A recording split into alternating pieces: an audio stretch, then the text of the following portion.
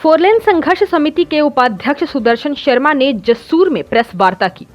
Four lane संघर्ष समिति उपाध्यक्ष सुदर्शन शर्मा ने कहा कि 154 पठानकोट मंडी फोरलेन का प्राधिकरण द्वारा जो काम शुरू किया गया है या कर दिया है वो एकमात्र ठेकेदार या कंपनी की तरफ से ही है, वरना जब तक पीड़ित परिवारों को सारा मुआवजा नहीं दिया जाता है तब तक काम शुरू करने का तुक नहीं बनता, क्योंकि अभी तक कई लोगों की जमीन व भवनों की पेमेंट पेंडिंग पड़ी हुई है। जब तक पहले अवार्ड और दूसरे अवार्ड का जो डिफरेंस है वह पैसा नहीं दिया जाता तब तक इन्हें काम करने का कोई अधिकार नहीं है, क्योंकि पहले अवार्ड वाले लोगों को 10,000 रुपये प्रति मरला के हिसाब से पेमेंट दी गई है, लेकिन दूसरे अवार्ड में पिक एंड चूज की पॉलिसी बनाई। उन्होंने कहा कि 2 लाख रुपए प्रति मरले के हिसाब से पैसा दिया गया है।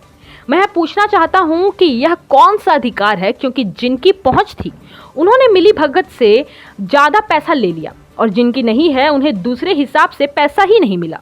अब यह कह रहे हैं कि आप आर्बिट्रेटर में जाइए, लेकिन जब सरकार तय कर चुकी है इसकी पेमेंट 2 लाख रुपया है तो हम आर्बिट्रेटर में क्यों जाएं? अगर हम आर्बिट्रेटर या कोर्ट में चले जाते हैं तो इन्हें समय मिल जाएगा और जब तक पेमेंट नहीं मिलेगी तब तक हम लोग कभी पुनर्वास नहीं कर सकते हैं।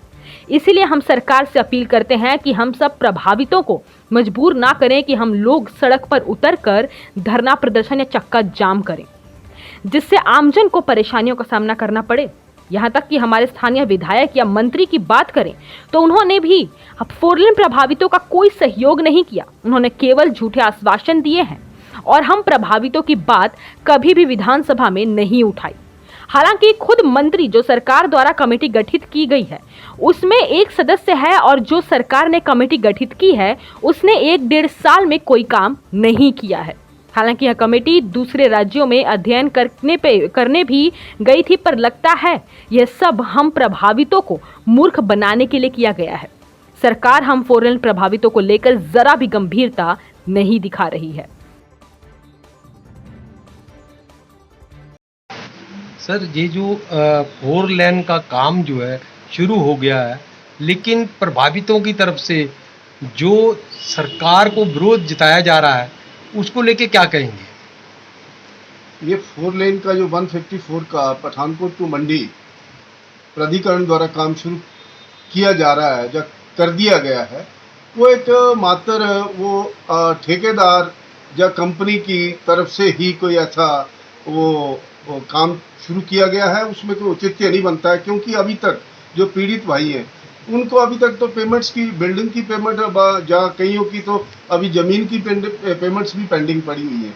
तो जब तक ये फर्स्ट वार्ड और सेकंड वार्ड का इनका जो डिफरेंस है, वो जो पेंडिंग इनके पास लंबित है पेमेंट, तब जब तक वो उनको दिया नहीं जाता कंसर्न आदमी को, तब तक तो ये किसी भी तरीके से काम शुरू करने का इनको अधिकार नहीं है।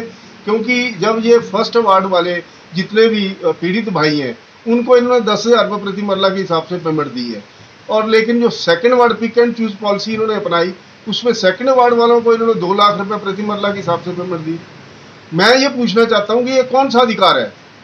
ये पिक एंड चूज पॉलिसी है, क्योंकि जो सोर्सफुल आदमी थे उन्होंने अपने सोर्स के साथ इनके साथ मिली वक्त करके अपनी पेमेंट ले ली, लेकिन जो जिन बेचारों के पास कोई ऐसे सोर्स नहीं है उनको उसी हिसाब से पेमेंट रखी गई है। अब ये कह रहे हैं कि आप आर्बिट्रेशन में जाइए। आर्बिट्रेशन में जब सरकार एग्री कर चुकी है कि इसकी पेमेंट 2 लाख रुपये प्रति मरला है, तो हम आर्बिट्रेशन में क्यों जाएं? क्योंकि ये पेमेंट का अधिकार जो है वो हमारा बन चुका है। अब हम यदि हम कोर्ट में चले जाते हैं या आर्बिट्रेशन में चले जाते हैं तो इनको समय मिल जाएगा। ये 10 साल तक पेंडिंग रखेंगे हमारी फाइलों को, और हम कि कहीं भी अपने जो पुनर्वास और पुनर्स्थापन नहीं कर पाएंगे। मैं ये सरकार से आग्रह करूंगा कि आप हमें मजबूर मत करिए कि हम सड़कों पर प्रदर्शन करें और सरकार के विरोध प्रदर्शन करके जो है आम जनमानस को भी उसमें मुश्किल आएगी।